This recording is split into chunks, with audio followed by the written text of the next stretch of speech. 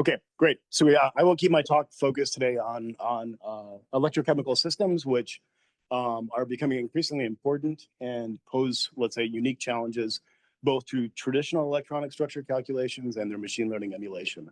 And so I'll be going over that in today's talk. Most of the work from the machine learning standpoint today was led by my graduate student, Shi Chen.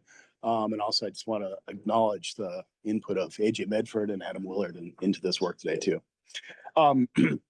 So I do always like to just start off with a big picture overview of this. And I want to emphasize the importance of electrochemistry going forward. So if we look at a defossilized economy, if we think of the power sector, you can think of the current power sector as basically an exercise of matching supply to the variable demand. That is, the power plants can be turned on and off to do such things. With renewables, famously, this is not the case. They're intermittent, they're dispersed, and essentially electrochemical technologies need to sit in between this supply and demand to manage out the disparities in both time and space. Electrochemical technologies are also necessary for changing the transportation sector, which can be piggybacked onto the electrical sector as well. However, that's the things that the part of society that gets the most attention. The part that's less discussed is, I put little ECs there for electrochemistry, sorry. The parts that is less discussed is what I'll just call everything else. And that is heavy industry. Everything around us right now is sort of predicated on the input of cheap, abundant, disposable fossil fuels. And if we think of how we move the rest of society away from this reliance on fossil fuels, pretty much every industry we can think of is looking at an electrochemical technology. And that's for the simple reason that renewable energy tends to be electrical in nature. And if we need to transform that into physical things, electrochemistry is sort of the obvious way to do that. So there are many, many technologies being proposed for decarbonization or defossilization of many parts of heavy industry, from steel to cement to chemicals that rely on electrochemical processes. So it'll be an important way going forward, let's say. So very simply, electrochemical technologies are what we can consider constant potential processes. So we have two electrodes. Each of them we can think of as being at a constant potential, at least over the time scale that's relevant to us in looking at atomistic sort of processes. And so the electrons are flowing in and out, so that makes them electronically grand canonical.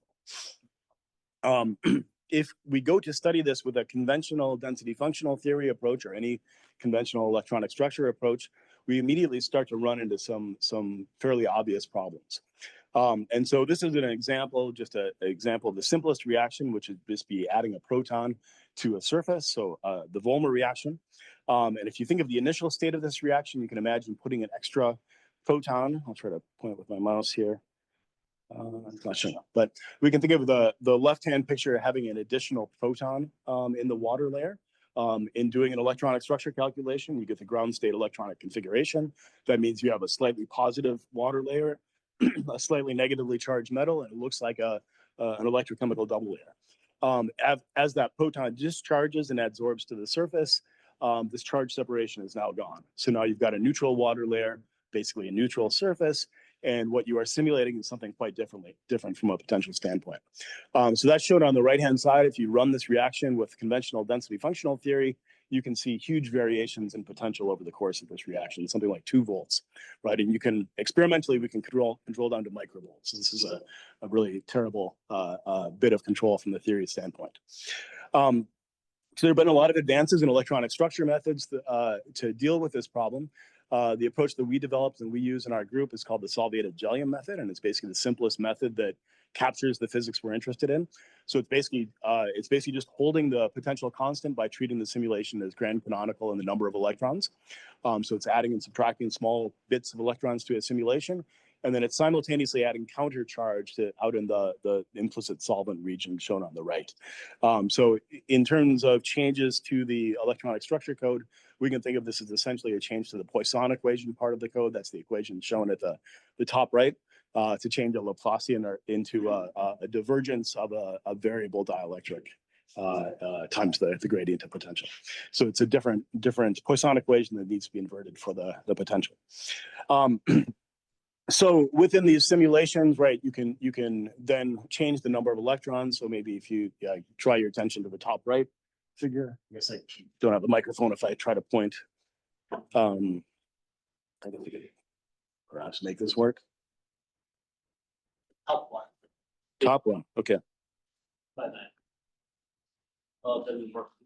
Log in. Okay. I'll just refer to figures by where they are on the slide. So if we look at the top right figure of this, you can see that changing the number of electrons, it causes them to localize essentially on the surface of the metal slab as we would hope.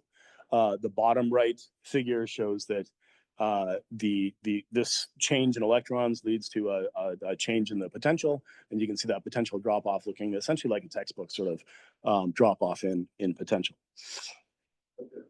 Appreciate it. Okay. Good. Thank you. Okay, so this essentially gives us a linear response in the region we're interested in. So this gives us a fairly minimal computational penalty on the order of 30% compared to analogous constant charge calculations due to sort of this linear response and building a little control loop around that. So with this, we can basically look at these electrochemical reactions and sort of fill in some of the gaps in the literature. So for instance, in this paper I'm showing here, we showed sort of what are the unique aspects of electrochemical barriers and how do barriers respond to electrified interfaces. And we were able to show sort of the fundamental reasons for the nonlinear response of the electrochemical barrier to potential, as well as the charge interactions and a dependence on the surface work function, not just materials properties like the D-band for this. Okay, so that's kind of the background on electrochemistry and how electrochemical theory works. That it's the fundamental difference is that the calculations are run in a sort of constant charge, constant potential instead of a constant charge ensemble. Okay, so this is just a look behind the scenes. So in particular at electrochemical barriers, where the cost lies in calculating them. As I said before, the response is linear.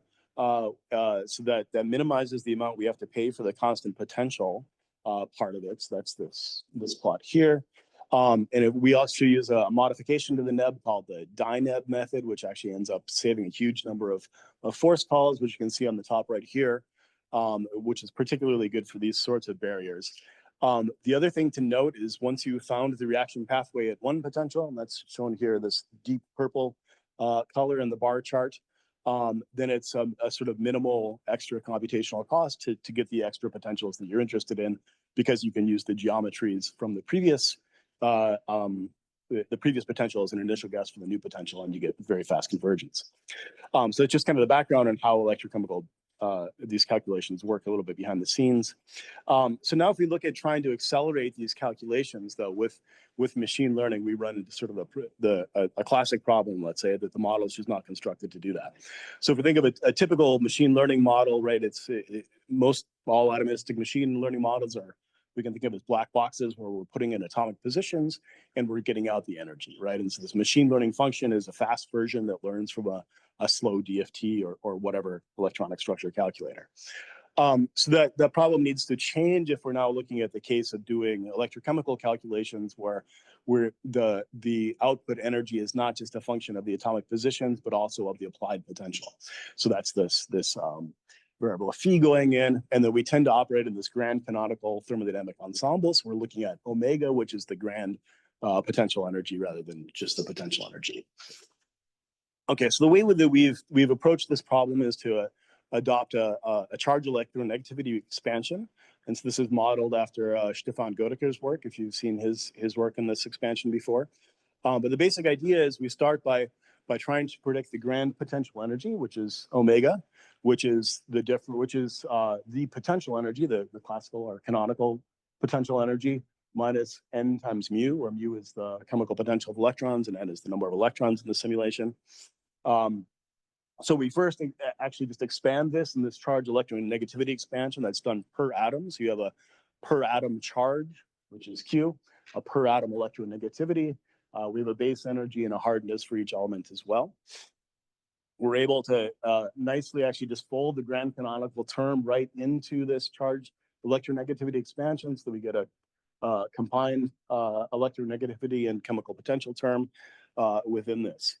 And so essentially, this is the scheme we'll be using to predict the grand potential energy within these electrochemical machine learning approaches. So the way we've implemented this in practice, so a little bit more graphical representation of what we just shown, is in this dual learning scheme. And so the idea here is that that we have two different machine learning models. One of them is learning the per atom charges. The other is learning per atom electronegativity. So the charges can be learned independently. This is very analogous to the Baylor-Parinello type of approach. So charges are not, or atomic charges are not observable quantities, but the system charge is. So we're learning atomic charges, but training against the sum of the atomic charges, which is the system charge. So the system charge associated with each of these energies. So very analogous to, with each of these images, I should say. And so very analogous to how in Baylor-Parinello approaches, there is no such observable as atomic energies, but they're learned nonetheless, and then compared to the observable of the system energy. So that's how the charges are learned. Then this charge information is taken, introduced into the equation that I just showed. And then in a second sort of machine learning model, the per atom electronegativities are then learned. And so that is then entered into basically this equation, predicting the grand canonical energies, and ultimately that is trained to DFT to fit the parameters of the second machine learning model. So it ends up being a dual learning scheme that can be done sequentially or simultaneously. It doesn't much matter. So this is just showing the performance of this. This is on two different reaction barriers. So a so-called Volmer and a Hayrovsky step. So one of them is evolving hydrogen. One is doing sort of proton deposition on the surface. The plots speak for themselves. You can see the parity plots are quite good. The top showing the energy per atom, the bottom one, the charge per atom. The right-hand side are what we call the Rune plots. And these plots are basically showing the prediction of the uncertainty, which we get from an ensemble model. And there, so the gray shaded region is the uncertainty prediction. So dots lying under that gray line, we've accurately predicted the uncertainty, and you can see we're doing quite a nice job of predicting the uncertainty as well. We also have used this to accelerate saddle point searches, as was just discussed a little bit in the previous Q&A. So we introduced a method all the way back in 2016 to accelerate saddle point searches with very minimal data, starting with just 5 or so images as the initial training set, and running a nub in the virtual calculator. And each time it makes a prediction, you add those images to the training set, strategically refining your training set right where you need it. And so we're able to use that scheme with this grand canonical approach instead of a traditional approach. And you can see you get excellent agreement between the machine learning version and the DFT version. And actually the differences you see there, the subtle differences, are actually within the force tolerance of the Neb method that was used. So those are identical. And within what I showed before on the computational cost of this, you can see that the bulk of the savings is there in that first image, or that first potential that's run, where the computational savings are needed. And then the last thing I'll note about this is the extrapolation piece of this. So extrapolation in the sort of lateral direction is probably not that challenging, of course, because it's a very similar system. You just replicate it laterally. But if we look at extrapolation to more layers of solvent, adding deeper solvent to the system is what we're examining here, which is more challenging. So this picture shows one layer of solvent, and you can consider adding more and more layers. And so what we're showing in these Rune plots is basically a series of tests we did with this. So that the energy errors are on this side and the charge errors, so probably just focus on the energy side. In the top row, what we did is we just trained on structures with only one water layer. As you'd expect, they did very well on predictions of other structures of one water layer, and they did pretty poorly on when you had more water layers present. But they notably knew they were doing poorly, and we had high predictions of uncertainty. As you go to 2 water layers, it's exactly the same story. 1 and 2 are predicted well. more predicted poorly. But by the time you get to 3 water layers, suddenly you're able to predict quite well with 4 and 5 water layers, right? And this sort of matches intuition that you've got 3 really types of water molecule environments in the system. So near the slab, near the vacuum layer, the implicit solvent, and then internal waters, and you have all of those represented by the time you hit 3 layers. Okay, so that's my my talk. So just in summary, electrochemical reactions are grand canonical, and electrochemical simulations should be as well. So thank you.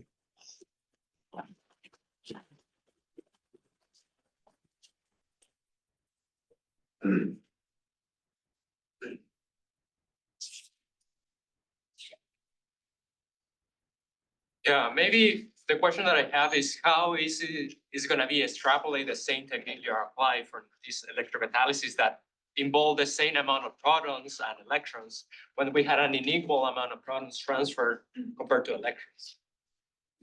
So you're saying For that equation, this the same approach. so I don't quite understand. So you're saying in when you're extrapolating to more water layers. Yeah, In- for example, in some electrocatalysis reaction, not necessarily involve the same amount of electrons that protons. Yes. Yes. How easy is going to apply this technique? Yeah, we included things with variable numbers of protons and electrons in that training set there. And you see that quite heavily in the earlier work we'd shown with looking at reaction barriers. There you get really a large change over the course of reaction, right, when you have a proton adsorbing to the surface. And I should just also say that those parity plots we were looking at before included that effect, and also included the effect of potential. So many different potentials in the simulation too. Great help, Andy. Now, question I have is that you show the surface models. Will this methodology apply for nanoparticles? The follow-up question will come, okay, the nanoparticle is so easy to be reconstructed, like the first above. Then if your initial training data doesn't have the dynamic of the nanoparticle involved, then the prediction probably will be restricted based on your training data. Then how to get rid of that bias? Yeah, I haven't thought that through, to be honest. I think it would be challenging. The way we're set up now is always in the slab sort of model, so the slab geometry, and that's needed to basically apply the counter charge in the correct region. So with the original sort of SJM model, and basically every other model that's out there that does, there it is, doesn't show up too well, but you can see it a little bit better. Every model that basically does grand canonical, you're always having to put in a counter charge. At least in a periodic system, I guess with a nanoparticle, you may get beyond that periodic limitations. There may be other workarounds there. But I'd say for now, that's a limitation of how we do the electronic structure calculations. And so I wouldn't naively expect us to be able to use a machine learning model trained on this to predict different geometries, but possibly you can be surprised sometimes.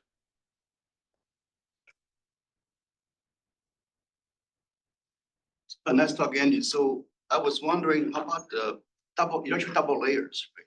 How do you really take care of that if you have like co-ions, for example? Yeah. So those can be added as well. It's the same sort of formalism as you add in, say, a potassium atom, that sort of thing. So in a ground state electronic structure calculation, the electron will go into the slab that essentially needs to be removed if you want to keep that potential constant.